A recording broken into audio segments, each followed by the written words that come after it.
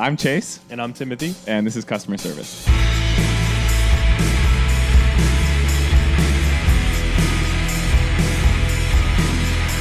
Morning, Chase. Big Brondo, how we doing, big dog?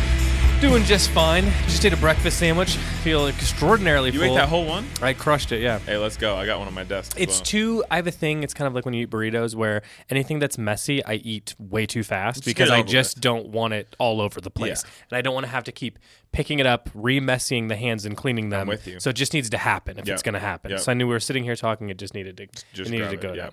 But shout out Dry Storage. It is a heavy boy, but it's a great Dry Storage. Yeah, it's a great breakfast Listen, sandwich. if you live in or around Boulder, Denver, if you're coming to visit in or around Boulder, Denver, you're going to come visit the Boulder-based Colorado menswear retailer known as Canoe Club. I can't keep up with the full title that they're No, using there's on a long Discord. thing that they keep saying. Yeah. It's at the corner of 8th and Pearl here in Boulder, Colorado, in the state of Colorado.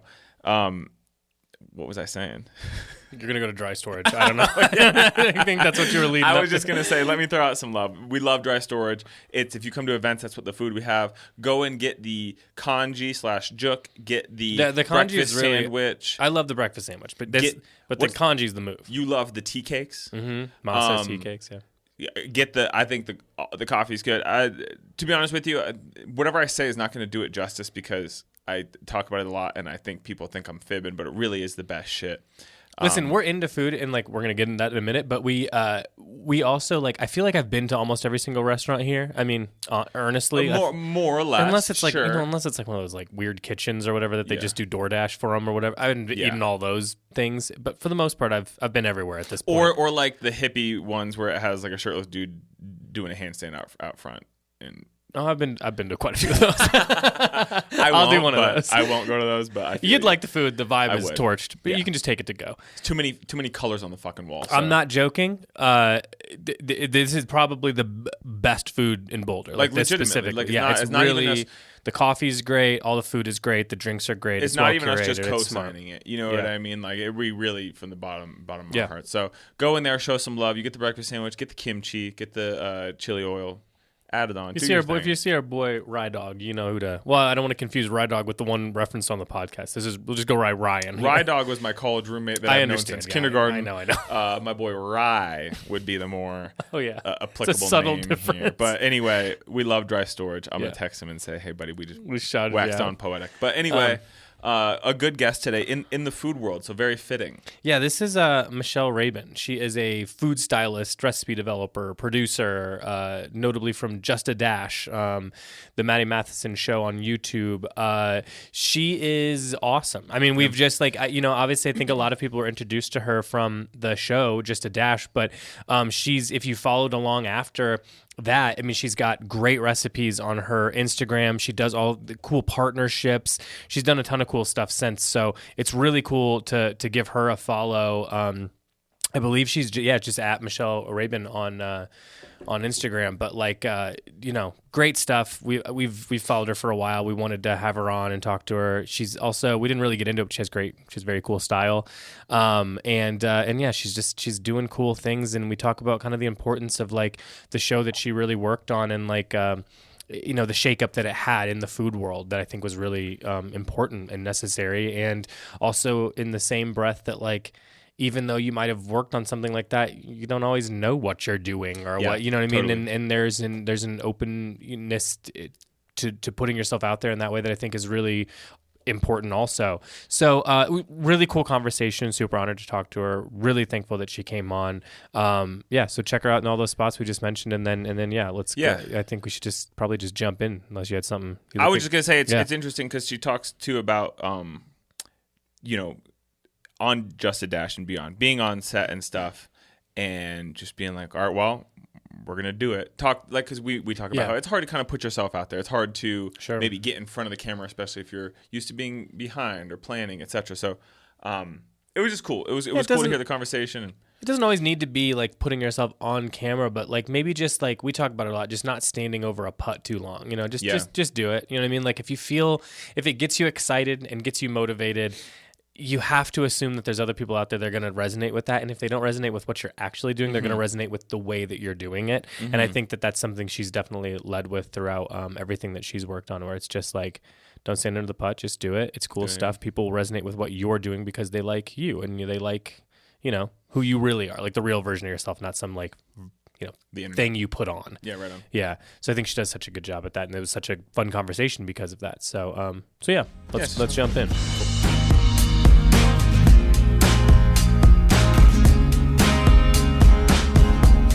Nice light in this room. Yeah, it's not bad, right? I like is it blue in the room or is the light blue? It's the light. Ooh. It's a big room. Oh, actually, I think this room is blue. It's kind of robin eggs blue in the screen. It's nice. A little bit. I haven't paid attention to the color in a while. Yeah. Or is this a place you've lived in a long time, or is it a new place? It always feels new. But, 6.5 years I've lived here. That's a long time. This is Toronto? Yeah. Oh, it's the Canadian light you've got in there. Yeah, you got better light than we do. Garbage I don't light know, here. Yeah. Actually, I've been to Toronto one time, and I'll say, I'm from Cleveland, so just right over the lake, and or rather around two lakes. But Toronto and Buffalo, I went in the middle of January, and it was undoubtedly the coldest I've ever felt in my entire life. Like nothing even comes close to that. Yeah, it's pretty cold sometimes. But Toronto is pretty okay. Like there's other places that are pretty brutal. A couple years ago, we went to a place called Temagami, which is 5 hours north of here in March, like the dead of winter. And it was like minus 35. And honestly, like I've never really experienced cold like that. Like you breathe in and then there's like little ice crystals on your nose. Oh God. And like your eyelashes kind of like feel like they're freezing, from the air. But yeah, Toronto, like, it's kind of like some American states, I think. Like we get a similar winter. Mm-hmm, mm-hmm. What brought you 5 hours north of Toronto, if you don't mind me asking? I am really interested in like the remoteness of like northern Canada.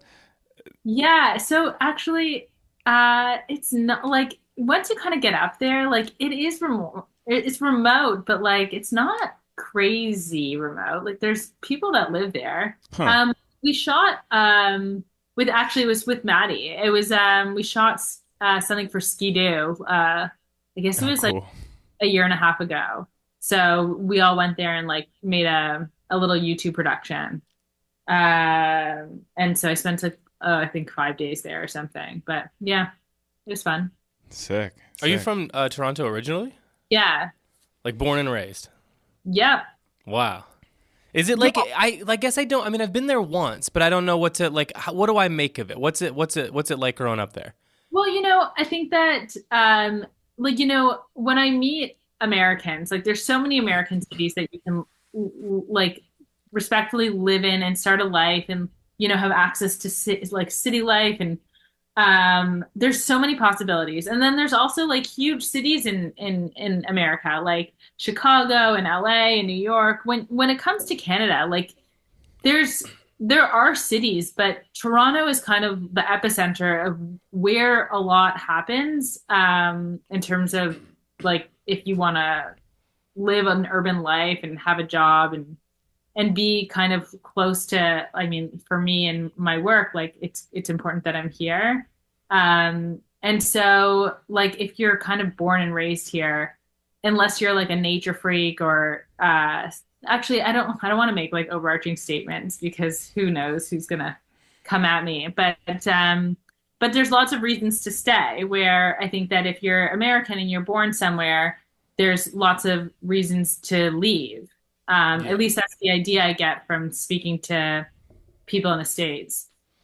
Well, yeah, like we're from like we're from like Chicago. I've lived in Chicago a long time, but the Indiana and Ohio, and those are states that like you can like very comfortably live. But like if you want like specific types of jobs or anything, you're just sort of like you got to leave. You know what I mean? There's only so much opportunity within a certain field, or for example. Yeah, and like if you want to have access to like great restaurants and great food, like those are I lived, like my parents raised me in kind of like a suburb just outside of Toronto. So it was like a 25, 30 minute drive into like the core of the city, which really isn't that bad. but I've lived downtown for like the last 2 decades. Yeah. Interesting. What is it? What I mean, like, give me a vibe on like what can I like? What were you into when you were like in high school? Like, was it like is there a cool music scene or is it like theater Yeah, kid? What was the vibe? I actually think that like if you were a music like because I think I was a loser in high school. Like I definitely smoked a lot of weed and like living in the suburbs, you just don't have access to like the urban. And Mm-hmm. you're not like as educated on like well at least I wasn't on like subcultures. Mm-hmm. Uh, like the people that like in my high school, it was like primarily like we were obsessed with like jam bands and like hippie stuff and Mm. like we're all like jam band and we all like went to Jewish summer camp and that was the vibe. So yeah, like I don't Sounds tight. Sounds like Boulder, to be honest with you, where we're from. yeah, like I wouldn't take my like coming of age as like an urban cool person's coming of age. Like my partner grew up not even in Toronto, but like surrounding, and he had like he's just his high school years sound way cooler than mine. Um, just like being like in the punk scene and Yeah. um like really into music and just kind of like and skateboards, Yeah. uh, where like I didn't really know about that stuff or care. Yeah, it's funny because like if we didn't have like where we're from, if we didn't have like those two things, we're lucky kind of in a way that we had those like music, skateboarding, all that stuff. Because had we not had that, that was like our only exposure to like culture beyond. Yeah. You know what I mean? Because otherwise, it's just you're confined to like whatever your friends like, and they don't know much because like you're saying, you're just sort of I don't know, nobody knows anything for some reason.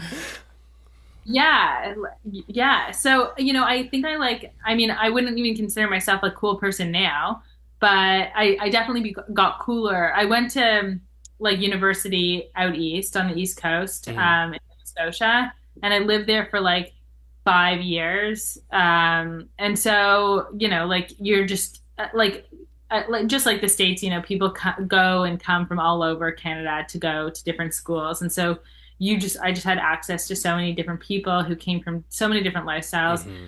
That's when I was like, I lived like in a bubble, like so a cushioned, sweet, sweet bubble for like my whole childhood. And then, um, met so many people that like opened my eyes to like, different music and different ways of living. And it definitely informed, the years when I moved back to Toronto. Was that college then you're talking about? Yeah, we like Yeah, call it, I mean, university. Yeah, yeah. or college. I mean, the college is different. Yeah. So at that time, like, what are you studying? Do you start getting into food at that point, or like, what is that way down the road? It was kind of way down the road. It was definitely after I graduated. I think that like, also growing up where I did, the norms were like people, getting college degrees and then becoming like lawyers or accountants. My dad's a dentist, having like very like kind of white collar jobs. Hmm. And so like going into like cooking is something that or like the arts is just something that I didn't even really consider for myself. It like sounded like more like a hobby than than a job. And I also grew up in a house where like we had a lot of like junk food available to us. So like it wasn't like I had to be like super creative with like what I was like eating when I got like stoned, it Hmm. just and my mom made like the most average food. Like it wasn't bad and it certainly wasn't like great, but like, like it didn't like keep me like curious about what I was missing or what like I wasn't curious about like what I was missing and I was pretty like satisfied with what I got. So Hmm. uh, like food wasn't really something that I fully considered when I was growing up either. Like I was just like, yeah, this is it, Yeah. Yeah, totally. Pretty solid. If you're high, it's even better. So yeah. Yeah, exactly. Like mac and cheese and like a toaster strudel and like great. Oh yeah, you're So speaking cool. my language. Yeah. Yeah. But yeah, food came later. I studied political science, Mm. and like it was interesting and great. But when I graduated, I kind of like had this like epiphany that I no longer was like, I'm not an academic. It doesn't interest me. Mm. It's not who I am. And like, I couldn't deny that anymore. And so I kind of like went on like a little bit of a soul searching journey of what like what would come next. And I really considered like being an artist and like, doing ceramics and painting. But food kept on coming up for me, and it like was something in while I was in school and I had to cook for myself. Like I would engage in like small cooking competitions with my friends. Like we'd have like a chili off or like Mm. Mm. little dinner parties, and I like got super interested in like making really great food, started to read more and so but it wasn't until like I really started to get serious about it that I realized how much I didn't know. Yeah. Well done, by the way. Yeah, I mean, it's like it's like it's a difficult thing to get into because I feel like you can never. I never want anyone because I like we're both into like home cooking. I mean, it's the home cooking at best, but it's like it's just an interest, and it's like a thing where if you ever tell someone you're interested, they're like, "Oh, you must be a good cook." And you're like, I don't know what a good cook even is. Do you know what I mean? Like, I don't even know how you would define that. I don't think I am one, and there's so many goddamn levels, and I don't know how you rate it. It's like being into music. It's so difficult because it's like because I like fine dining is amazing, but like if that was what I had to choose for the rest of my life, I'd be like, no, I don't want fine dining for always. I only want it every once in a blue moon. It is, and it is something that's so subjective. But I like watch my mother who like for our entire childhood, like I said, like would cook us dinner. But now I watch her and I'm like, what are you doing? Like, Yeah. uh, and it's because she has no plan. Mm. Um, so she kind of goes into things and she's just like, I have she has a recipe in mind, but she skips steps and, it always turns out like an edible thing that tastes fine, but like it could be so much better if she had a plan and like followed steps. And I think that that's kind of what makes you a really good home cook is someone who, sets out with a plan and then achieves every step that's necessary to like get to your end result without like skipping or eliminating or getting lazy along the way. Like that's what's great. And like, yeah, of course you have to have kind of like an archive of like things that you know how to do so that like when you see something happening, you're like, I know what this means. Yeah. Um, but yeah, I think with cooking you can kind of get away with a lot. What was your like window in? Did you start getting into like cooking shows, cookbooks? Like what sparked the interest? You know what I mean? Just in general, just It was cooking, kind of fucking slow. around. Yeah, like definitely those things. And then like I after like when I finished school, I started teaching English as a second language, Hmm. and then I went on this like long trip to South America, and I remember like going to the markets and like Peru and Bolivia, and like they're so full of fruit and food that you've like never seen or never heard of, and my interest was like, oh my God, like this is delicious, and I never knew it existed, and I'm so curious, and it's really different living in Canada where like unless you're in the peak summer season, you're not getting food from like anywhere close by. Everything is gross and so seeing food that like was just so readily available and so fresh and like all the, that really like was like an aha moment for Yeah. me. Um and it made me want to like take those ingredients home and like make something with them, which is like a feeling that I don't think I ever had with such intensity. And so that was like I definitely think back on that trip as like, oh, like I don't want to be an artist. I think I want to go to cooking school kind of thing and learn. But like, now with like shows like, The Bear or like shows like even like Gordon Ramsay's like Hmm. Kitchen, Hell's Kitchen or whatever that show is called, like you see kind of like how strict kitchen culture is. Hmm. And like, it's not about like being a great chef and being like, I have this great idea. It's about like keeping your station clean and like executing and consistency and like kind of being a soldier in the kitchen. And that's not who I am. Yeah. I mean, it's such an interesting thing to point out because like I feel like if I were to think about like what got me into cooking or like interested in like that and food as more than just like dinner, you know, it was like watching Emerald. He was on like late at night. He'd be like on after late shows, and I would just watch it. And you just that is the only version of cooking that ever interested me because I never worked in a kitchen. I worked at Starbucks at one point, and I did like how fast paced things were, but I wasn't like a good employee. I was just good at like making jokes and talking on the intercom. It wasn't like it wasn't good. And like so, it's funny that like people are now seeing like that behind the scenes stuff. I mean, maybe like Bourdain started to open that up a little bit at one, but it's like. It is an interesting thing to start seeing it like, as you're saying, is like you see it as like what it really is, this sort of like difficult, really high, fast paced thing where like Emerald was just dicking around. That's what I wanted to do. You know what I mean? I just wanted to be able to do it without thinking about it. Kind of like music. It's more fun when you can express yourself. But I never thought of it as like a scary thing. And now I feel like that's the association now. Sure. Like people in culinary school, like, what are you doing? Like, why? It's like like I would watch Giada. Like I watched. Oh yeah. She's just like a bobblehead who's like sexy and like using her Italian accent and just like being in the kitchen, being like, I'm gonna make like some sexy pasta dish. And I was like, yeah, like why wouldn't I? Cool. That's what it looks like.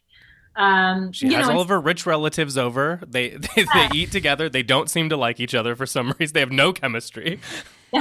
But I wanted it. Like she's just getting drunk and being like, let's fucking make a dinner party, whatever.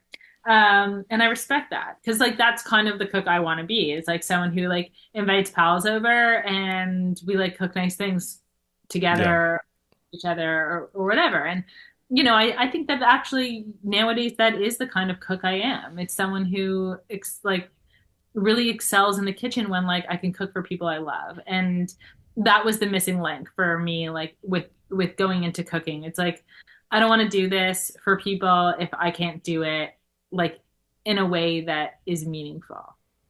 Yeah, I mean, it's like when I brought up music earlier, that's what I mean. It's like a hard thing to get into because like no one wants to start with like hey, I'm gonna get into music. I'm gonna start with like really difficult like you know, ambient or difficult jazz or something like that. And it's like, because you'd stop so frequently where it'd be like, I don't need that. Like, I just wanted it to be like fun and light and blah, blah, blah. Like whenever I watched Top Chef when I was a kid, I was just like, all I want to do is the first part where Padma comes, talks to me, we get in our X5s and we go to Whole Foods. But I don't want to do anything after that. I don't want like a timer to be on. I don't want anyone to yell at me. I just wanted to like hang out with the, you know. Maybe like yell at me a bit, but like I want yeah. Like I'll laugh about it. It's not like I'm not gonna. Yeah, I don't want to win. I want to be in like 6th place. Like I'm not out, but I'm low.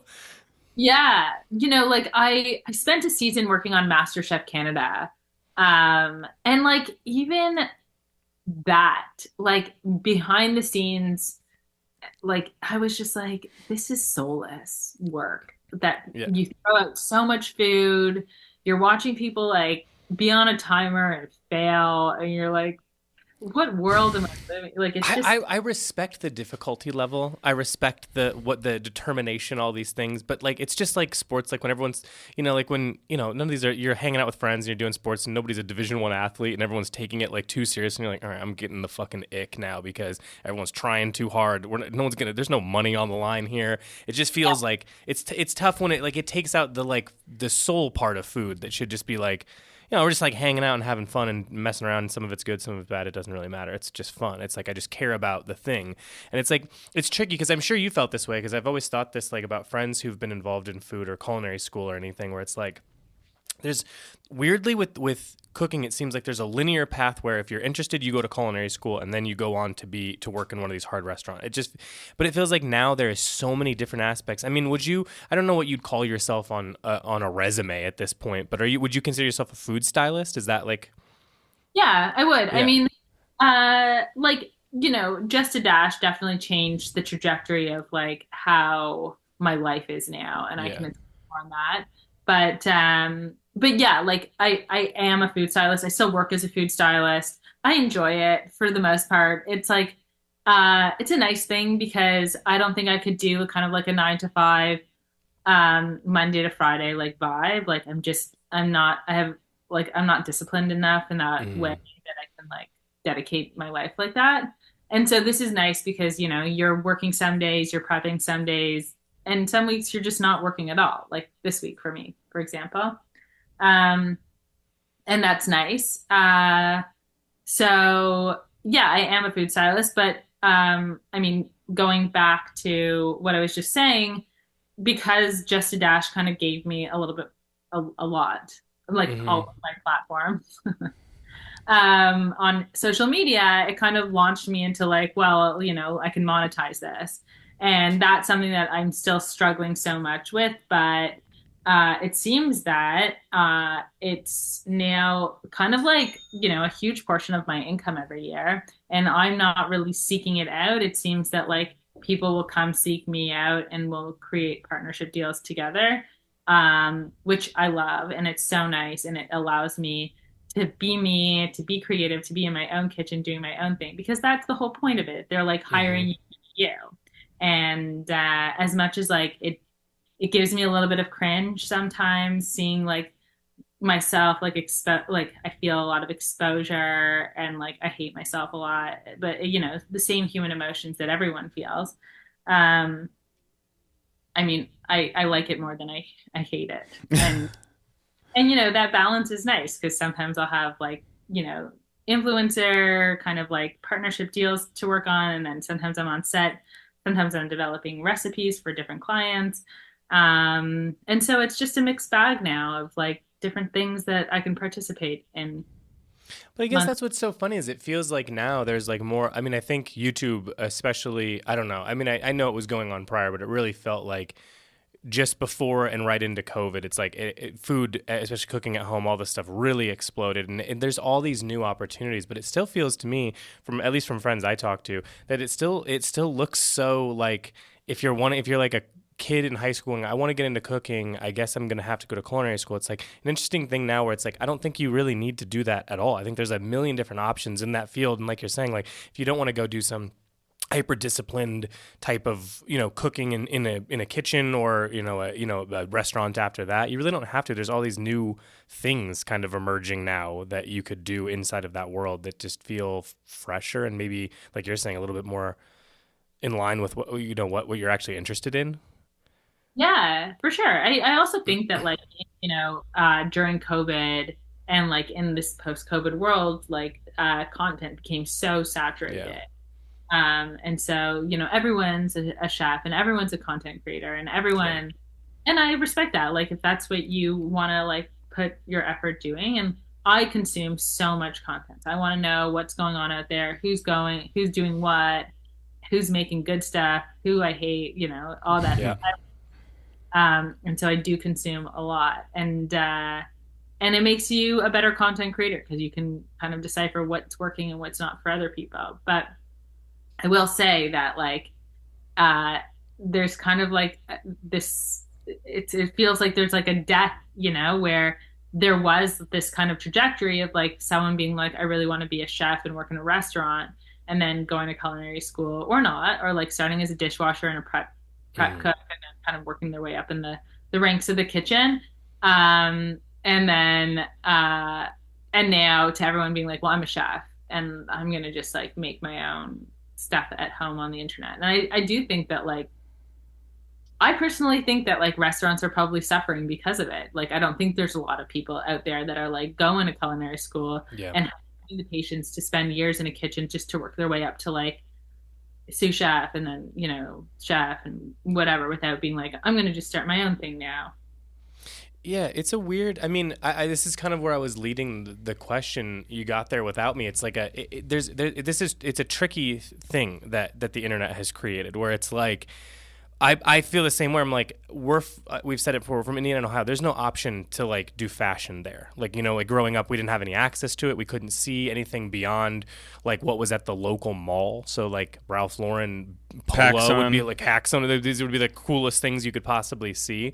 So like we didn't have access to even magazines to see more. So unless you traveled or knew someone who knew more than you were limited by your surroundings, and it made it Yeah. impossible to learn when you wanted to.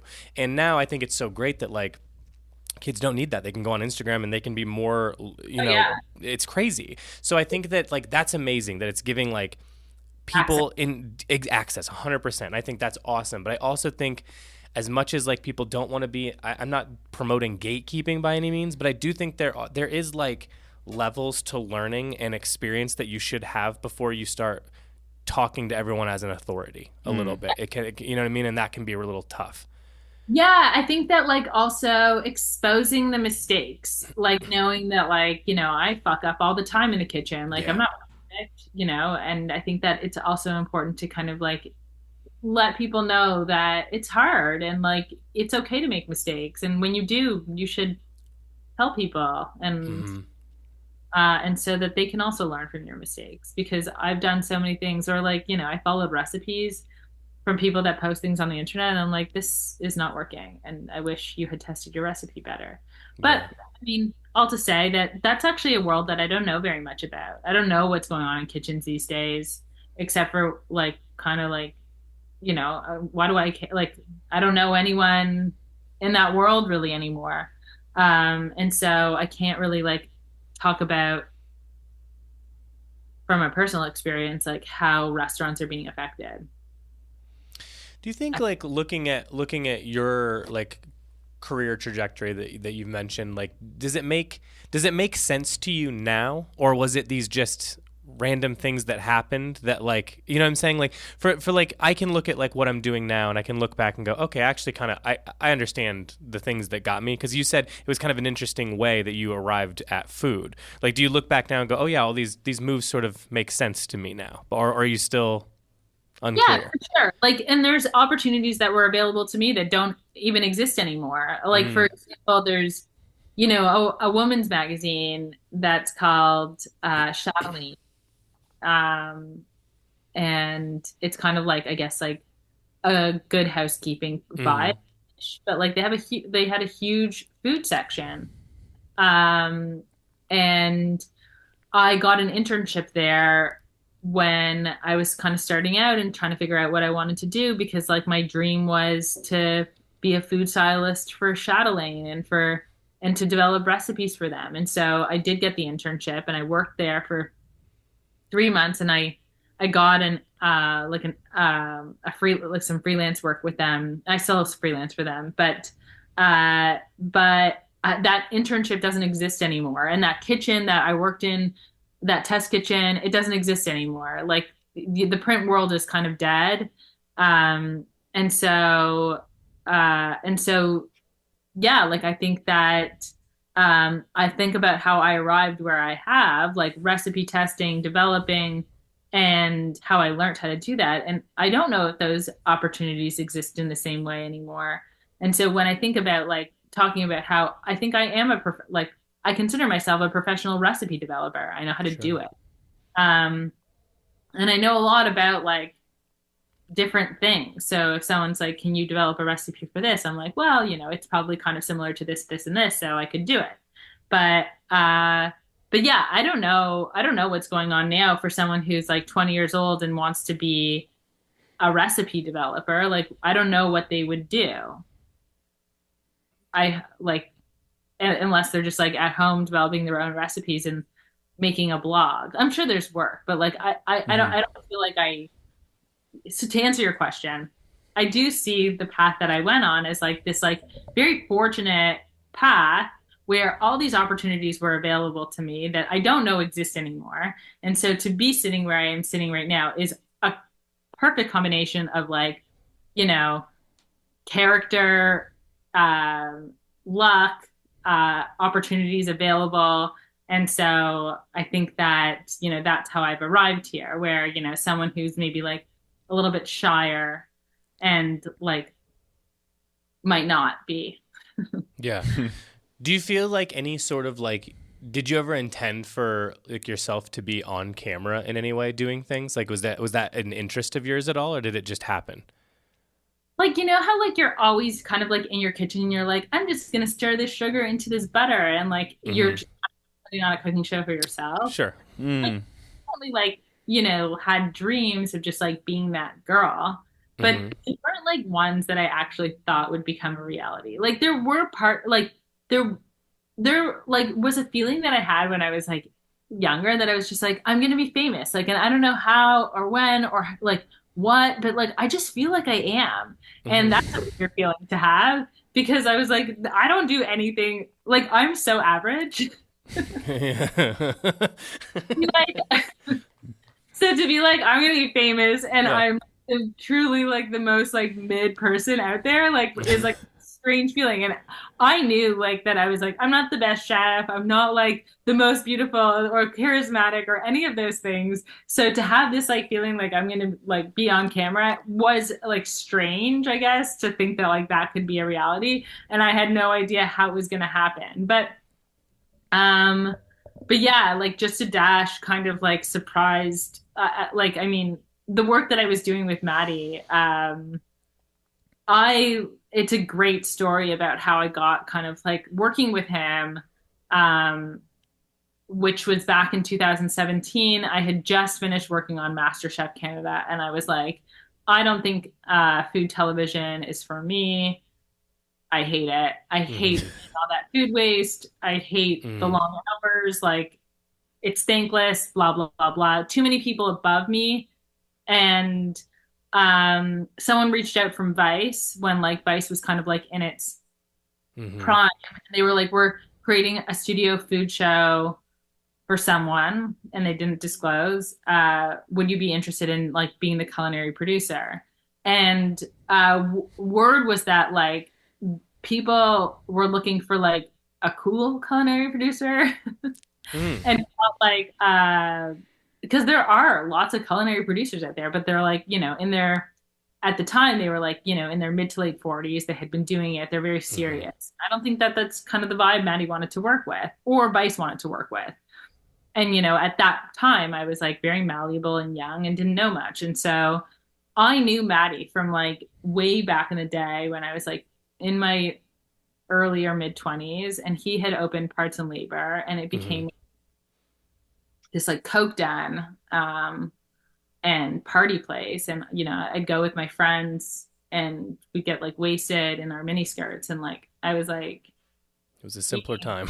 that's stable. And like Maddie was like, get this girl like, you know, some whiskey or whatever. Like, and so, you know, years later when I'm like in the like sitting in for an interview, and he's just like, oh, like, what are you doing here? You know how to cook?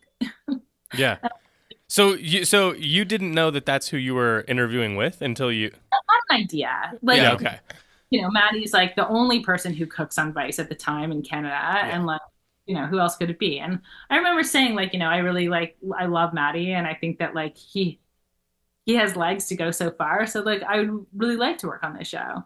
But in saying that, like I did have all this, I had experience working on like MasterChef Canada and, you know, interning and whatever, but I was still pretty new in the world of cooking, and like had really never worked in a restaurant. And Maddie's interviewing me, like, he's like, you know, you're going to have to be in the back prepping all of the things that I'm making. And I want them to look even more beautiful and more perfect than what I can do myself. And he's like, do you know how to do this? Do you know how to make Toulouse sausage? Do you know how to make da-da-da-da, cassoulet? And in my head, I'm like, yeah. But like in reality, I'm like, I've never even heard of that thing. Yeah, yeah. But you'll figure it out. You're a quick learner, you know? But I'm like I left the interview, like eyes wide looking down, being like, what did I just fucking get myself into? Like, it's like sink or swim at this point. And if I get the job, I'm fucked. So yeah. I'm like secretly hoping I get it, but also secretly hoping I don't, because I don't. Yeah. And like, what do I know? I get it, obviously. Yeah. And so, you know, I never really had to like, we had Rang on that show, and he did a lot of like the prep, but like at the end of the day, Maddie just did everything. Like he didn't want anyone to touch his food. He wanted to do everything on his own. He knew my skill, like, and so he was like, and I did a lot of other things, like, you know, order the food, like create a schedule, like, you know, it wasn't like just sitting back being like, you're on your own. Like, and so it was, he did like, you know, we did work together well. And when the season wasn't renewed, he was like, I still want to make it. You know, this was early days. So like Maddie like was like, I still want to make a cooking show. And like, how do I do that? And at the time, like his world was so small. Like I can't even think about how it's changed so much from now until then, we're like, he doesn't know who to call for a culinary producer on a small show. So he calls me and he's like, look, like, let's make a show in my kitchen, just 5 people, let's go. And so Just a Dash was born. And we didn't even know what we were doing. Like, we just like created a show. We had like 12 episodes. We literally had there was like 5 of us like trying to make a show, 2 episodes a day for 6 days straight. And we did it, but like it was long. And then, it was a success. So we were like, okay, like season 2, let's go. Did it during COVID and like hired one more person to shoot. And then like the days got even longer and crazier. And we were like, this is, what are we making? And so I remember the last day of Just a Dash 2, like Maddie and I sitting down and being like, what did we make? Yeah. Is this going to be good? And so, and it was such a, I mean, in my opinion, some of the episodes are like, still make me like barf laugh. Did you feel like, I mean, I think this is we've talked to musicians and stuff, and sometimes it's like, did you feel like you had done something like important? Because I think you did, but did you feel like that at the time, or did it feel like that just only later?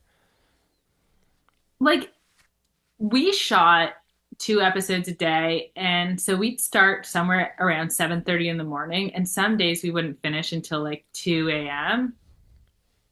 So at the end of the 6 days, I don't even know like my name. I don't know. Yeah. So like days pass and like, the anxiety sets in, being like, what did I say? I didn't wear any makeup. I don't even know what I wore. Was I wearing clothes? Like, yeah. I don't think that there was like any, like I had no foresight at that time about like what was to come. And so, and I look at some episodes and I'm like, this is dumb. Like this is this is bad. And then other episodes I'm like, revolutionary. This is yeah. And so, and like everything, there's kind of like the hits and misses. And I'm sure, I don't know if this is like public news, but I'm sure everyone will find out soon. But like in 2 weeks, we start shooting the 3rd season. Awesome. Amazing. Yeah. Let's go. Right. And I'm not going to reveal anything that I know because everything could change in a second. Sure. Yeah. But it will be a completely different season. New people-ish and same people core. So, but like everyone's changed, everyone's evolved. Of course. Yeah. It's been a while. Not who I was 3 years ago. And Maddie is Mr. Hollywood now. Like he is who he was 3 years ago. So I'm even curious to see how the season progresses and what kind of things come out. It's exciting. It is really exciting. I mean, it felt like one of the most necessary things that happened in cooking for a while, because it had gotten so, I don't know, it just was bad. I mean, there was I don't think anyone knew what to do any longer with cooking shows or anything. Like, it felt like everything that had been done before wasn't working, but anything that people were trying to do always just felt like cheap versions of the higher produced shit. And this was the first time where it was like there was like a little bit of like a punk rock attitude towards the whole thing of like, it doesn't need to be fucking serious. You can still be great, you can still be smart, you can still learn a lot, and it can still be funny and fun. It can be like what you were talking about, like doing. That's why I was asking the question, because it feels a lot like what you're talking about getting into cooking for, like cooking with friends, little competitions, little fun things that are just supposed to be fun and not so fucking serious. And like, it doesn't all need to be this high art. It can still be, I mean, like, I don't think Sonic Youth was ever considered high art, necessarily. Maybe now, but like, that's only with timeline like ahead. At the time, it was just loud ass annoying shit, and now it's a thing where it's like, oh my god, now I realize what that was doing for the greater good. And I think it was something similar, where it's like it needed the shakeup that show gave cooking. Yeah, for sure. And I think that like, more than cooking, like people are interested in kind of seeing what it's like to make a cooking show. And so to see like, we're just all sitting around watching Maddie perform. And that dynamic is weird. Like it is weird having one person in the spotlight, clowning around on and talking to nobody because we don't care what he's saying. We're just there to catch. And so, I'm freaking bored because like I know his shtick back and forth, and I'm like, I'm over this, you know? And I think that, you know, having that dynamic of watching everyone kind of just like silently like being like, here we are recording your show for you and your ego is like a real good dynamic for Maddie because, you know, he's great on camera by himself, but he's so much better when he's riffing with other Sure. people. Exactly. Yeah. There's a dynamic that's revealed, and I think that that dynamic is the key to the show where you know, he's not alone in the room with like an iPhone. Like there's 5 people locked up in a room Hmm. and, and it's dark. Yeah. We're there for 20 hours a day. Yeah, the absurdism of it whenever they would cut to the other side and you can see that it's like a dining room with no lights on in the back and you're like, oh, it's so weird. Like what you're doing is weird. You know what I mean? And like your exact dynamic that you just described of, I think the funniest part of the show is seeing how annoyed everyone else was with this. And it's like, because that's what making shit is. It's like the amount of fights that have happened in this stupid room where we do the podcast of being like, we don't want to do this. Stop turning lights on. We don't want stop doing. It gets so much bullshitting around before we ever do something entertaining at all, really. Yeah. And like I work on set most of the time as a food stylist. So, you know, everyone's there making like a nice amount of money. So it's not like we're like sad to be there, which just a dash. But you know, I could be rearranging like chicken fingers on a plate for like, you know, hours Yeah. and the client's like, yeah, like that. Like we like it with that chicken finger just like that there. And you're like, okay, I guess this is my life now. I'm just moving around chicken fingers on a plate and it's weird and dark, but like people Yeah. don't see the ad. They're Yeah. just like, that looks great. And people don't have access to what happens on set behind the scenes where like I've talked about my mom before, but she thinks it's this glamorous world where like you're on set and like magic is happening. And I was like, think again, you're on set and everyone is fucking mad and bored and wants it to be over. And she's like, why? Like she sees the way I go to work sometimes, which is like in dirty clothes and like looking like not great. And she says like, that's how you go to work. I'm painting a picture for my mother. That's Yeah. We all are. Everyone thinks that we go to like fashion shows and shit. I'm like, they don't invite us. That's just like celebrities that go to those. You know what I mean? And we don't. And what would I even do there? It would be a waste of my time wherever I travel to. We go to white rooms that the people rented, and they have a Keurig in the back that doesn't work. That's the shit we do. You know what I mean? Like that's the actual work. And it's like, yeah, it's like not that glamorous. But if you love it, you love it. It doesn't matter. But it's not fancy though. No, it's not. It's not. What comes out of it seems fancy, but like, yeah, I don't even think that like some of my closest friends and family still haven't watched Just a Dash, which is so weird to me. But I get it. It's like it's not for everyone. Well, and like I can see how like through the wrong lens you don't see like what it did for the, you know, culturally for cooking. And so, I mean, I guess I can see some of that, but I don't know, you still got a shitload of views on there. I think that I would be curious enough, but yeah, I mean, I get it. Yeah, I mean, like there's like the hardcores for sure. You know, the people that are just like this is everything to me. Yeah. And so I'm happy that we can do something again for those people. Yeah. Yeah. And so Are you looking forward to it? To like working on it again? like I go through waves of so many feelings, like dread and excitement, and like you know, I go through the full spectrum. But I'd say the overarching feeling is excitement. It is. Yeah. You know, you're immersed in a world and nothing else exists. It's your only focus. Yeah. And you know, I think that like in season 1 and 2 we kind of set out without really knowing what we were doing and the effects that it would have on people or how much people would love it. But with Maddie being like so popular now, and people loving season 1 and 2 so much, I think that like, you know, recognizing that we really have an opportunity to like make something like make a splash, make something big. Yeah. And, you know, I feel like nervous about it and anxious. Yeah. Excited and grateful. Like I've been wanting this to happen for the last 3 years. I've been confused, you know, why it hasn't happened sooner. But I'm just grateful that we get to do it. That's so cool. Yeah. That is exciting. Do you feel like what's the difference between like you working food stylist jobs and doing that? I mean, obviously one's way more intense, but the other one, like you're saying, is still hard work. You know what I mean? Like, I don't know if anyone that's listening that's ever tried to take a picture of their own food. Like, we take pictures and stuff for a living. Like, we know what we're doing to a certain degree, but like you try to do it of food and it suddenly looks like I'm eating slop all the time. It's like it's a hard thing. So it's like equally hard, just different, I imagine. For sure. I can speak on food styling and kind of like the ways and the tricks that you kind of like learn to make things look good for camera or for video, which is a little bit boring. But it is a skill that that doesn't come to a lot of people very naturally. And so this is not food styling at all.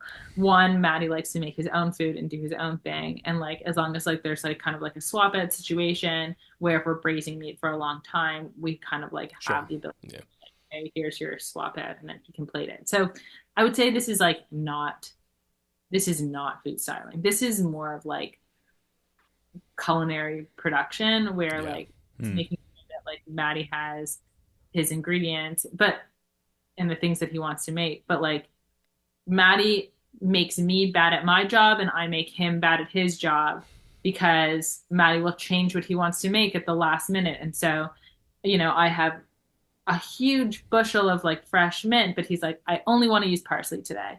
And so I'm like, well, you have this like tired parsley from like 3 days ago that you can use. And he's like, why can't I have fresh ingredients, And that's the kind of dynamic where, in other productions, like everyone sets each other up for success. But that dynamic of like being unprepared or forgetting, and like, we're talking about like me being exhausted and trying to do a job, for the next day when I'm trying to do today's job. And same with Maddie, like that creates the dynamic of the show. And so, of course, we have like some production assistants that are helping out around like shopping, because now it's important that, because like I've become somewhat of a character on the show, that I'm like there all the time and I can't really be offset. So I'm there. And so that has changed the dynamic of my role there as well, which is more of like a cast member than a food stylist or a culinary producer. And that's cool because I'm the only person in the history who has done a bad job and then been promoted for it. Yeah. I mean, I think that like that's anyone that's watched the show will, I think, completely understand. But if you haven't, it's like I think that's what makes it great though, is that like, there is this element of you're not prepared really, or like it's moving at a faster rate than you can keep up with. And it's what makes it feel exciting. It creates the tension that you need. Yeah. No, the whole thing is like, it's wild. It's and so, it worries me because like, the same kitchen that we shot in, which was Maddie's old kitchen, he's renovated his house since. And so that kitchen doesn't exist anymore. And so, a huge part of like creating season 3 is like, how are we going to create that trapped feeling? And that, yeah. Maddie's house also gives it so much personality where, he's like, oh, I have this thing. And like, he runs up and gets the thing that belongs to him. And so if we're not shooting there, then like, how are we creating the show? Yeah. But anyway, all to say is we're going to try. Yeah. I think you're going to be just fine. Is there things that you want to do still that you're not doing now? Or do you feel like I don't know. I think there's something to what you said earlier where it's like, you just kind of like know something's going to happen. Do you know what I mean? Or you feel it and you're just like, I'm just going to allow myself to go along the lines that I think are already there for me? Or do you feel like there's stuff that you're actively working towards? I've like thought about like writing a cookbook, and I thought about like doing this and that. And, every day presents itself as like a new, fresh opportunity to do something. But it's funny how life will just kind of get in the way of all of your goals. Yeah. And I'm also confused about what I want to put out into the world. And so, and that kind of like keeps me not putting anything out. Like, I love baking, but right now I'm kind of like on a little bit of a fitness journey. And so I'm like, well, who am I? Like, am I just going to make like cook high protein meals on Instagram that sounds so freaking lame. And so instead of doing either, I'm someone who does nothing. I understand that. Yeah.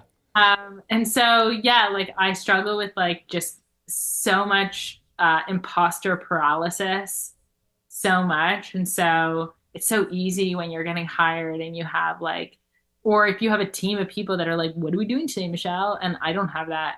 And so, yeah, my focus is like, is all over the place. And, you know, I do have lots of goals. I just don't know what's going to come first and how I'm going to do it. And so, yes, the answer is yes. I have so much that I want to do. I don't know what's going to come first. And I certainly need to have like better time management and a plan.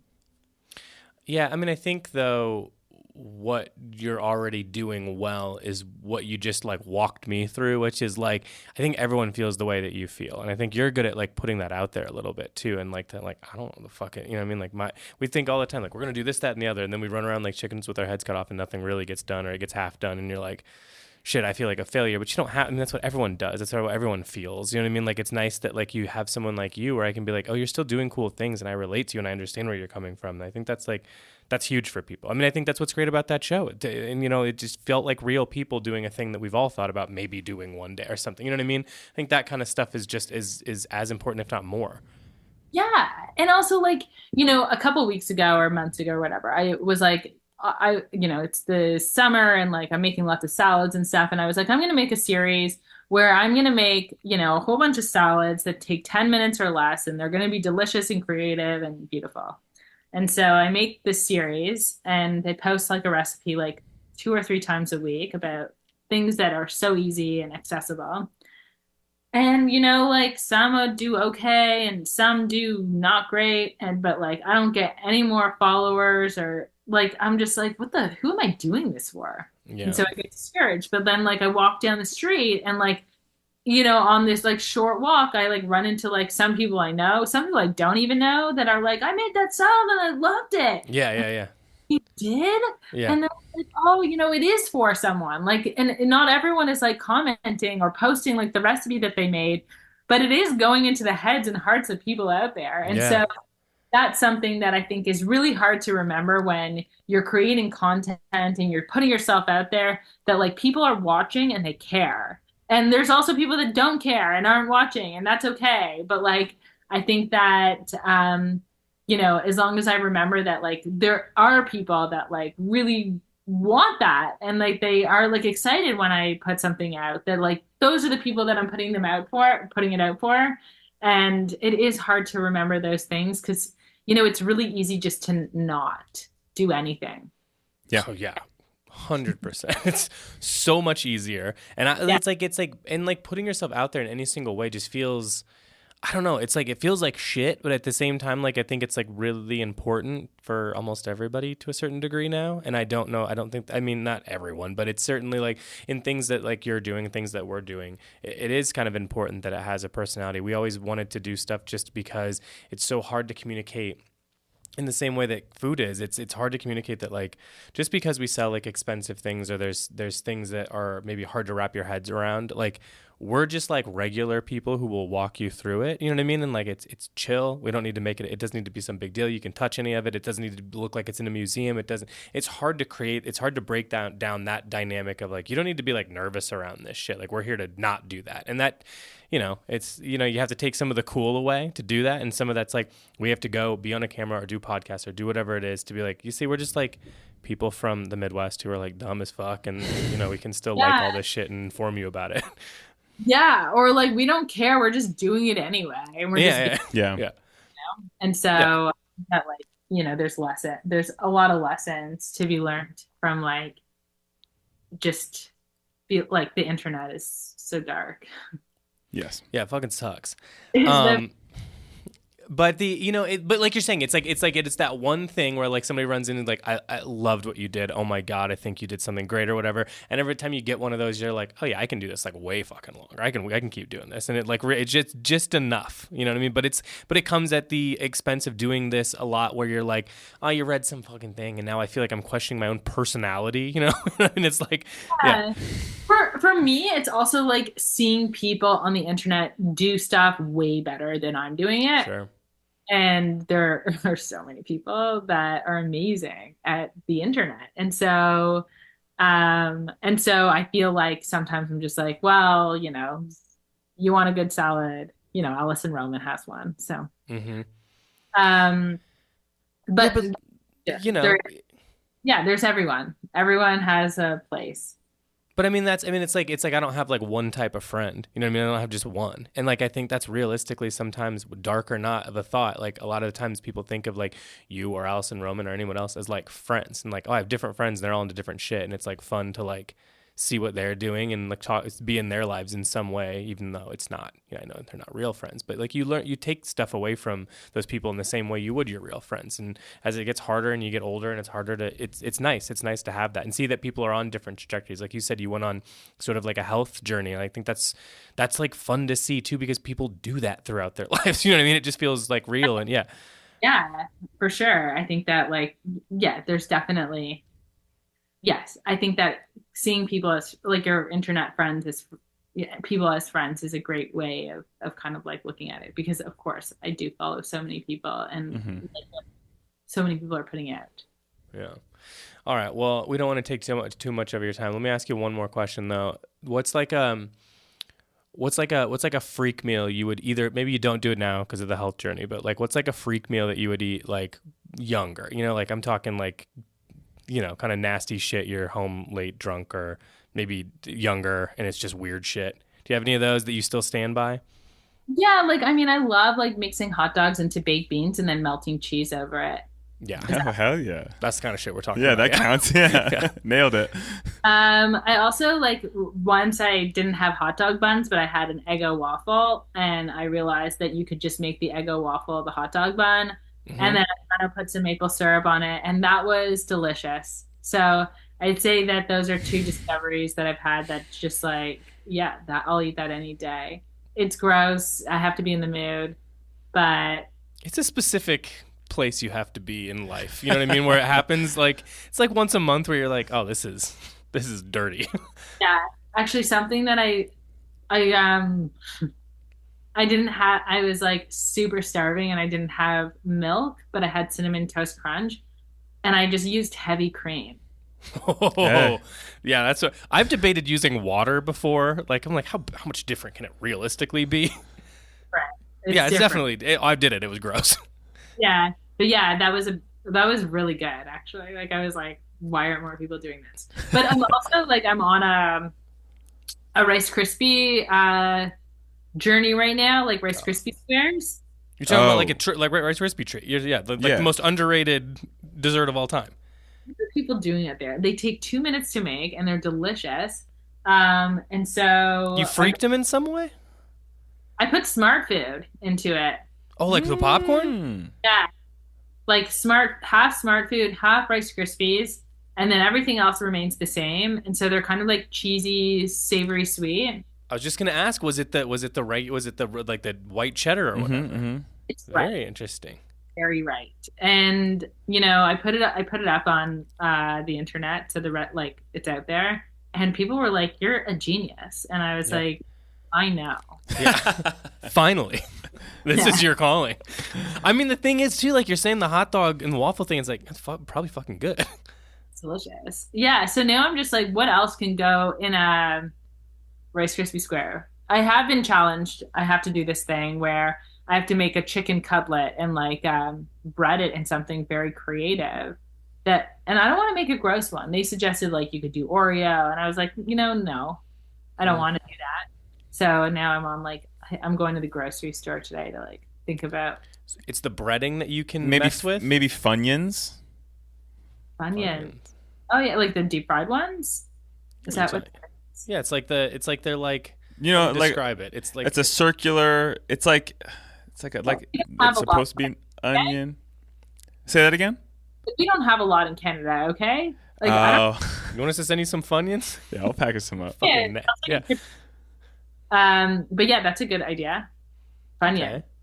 Okay. These are interesting. You get this a lot. You get like these challenges where it's like, do this kind of unusual. I mean, this if somebody told me this is what you could do in food, I would have been in food. No one's paying me to do it. It's like just for fun. But I have a good time, right? That is fun. There it is. Yeah. All right, Michelle, this has been very fun. We're huge fans, so this is really fun that we got to talk to you and learn more about you, man. This is so cool. Thank you. Aw, that's nice. Well, thank you for reaching out. I'm happy that I do with you guys. Cool. Yeah. All right. Well, if you ever need anything from us, you know who to call. And thank you. We'll make sure to drop in where everyone can follow you and do all these things. And you've got so much cool stuff coming up. We found out. So amazing. Yeah. Okay. Bye, guys. All right. Bye. Have a good day.